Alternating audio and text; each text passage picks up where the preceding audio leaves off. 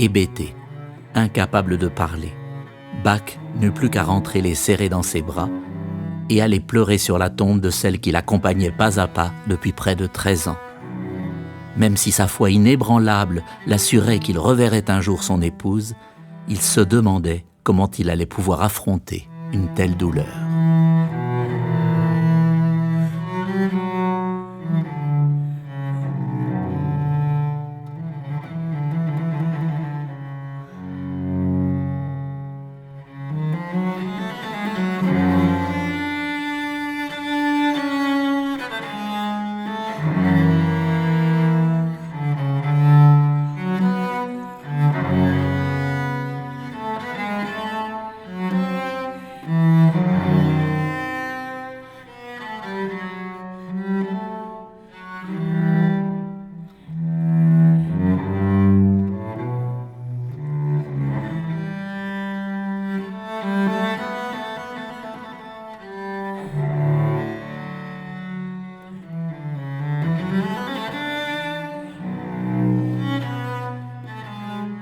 Par-delà le chagrin, par-delà l'attention qu'il fallait prodiguer aux enfants, il y avait quelque chose qui ne pouvait en aucun cas être sacrifié. Quelque chose qui lui donnait une raison de vivre permanente depuis qu'il avait perdu ses propres parents. La musique. Pour elle, il savait qu'il pouvait soulever des montagnes. Le prince de Cöthen lui-même, compatissant pendant les premières semaines, se chargeait de lui rappeler son devoir au service de son orchestre et de sa musique.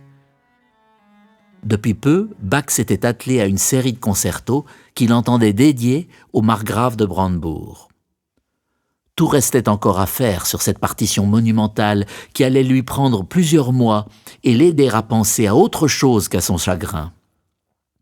Dans ce cycle de 6 concertos, il voulait montrer comment un Allemand qui avait découvert naguère l'art du concerto italien pouvait s'en emparer et produire quelque chose de vraiment personnel. À cette manière de faire converser un petit groupe de solistes et un orchestre, propagé à travers l'Europe par les Romains et les Vénitiens, il voulait associer le goût français au génie allemand, offrir aux musiciens une sorte de lexique de tout ce qui pouvait se pratiquer alors dans l'art du concerto. Chacun des 6 recherchait des combinaisons nouvelles. Certains mettaient en valeur la trompette ou la flûte, un autre commençait comme un concerto pour 3 solistes et finissait par un solo de clavecin. Le 6e n'utilisait aucun violon. Au moment où la mort de sa femme aurait dû le plonger dans les ténèbres, c'était au contraire un jaillissement de lumière qui émanait de ces concertos brandebourgeois.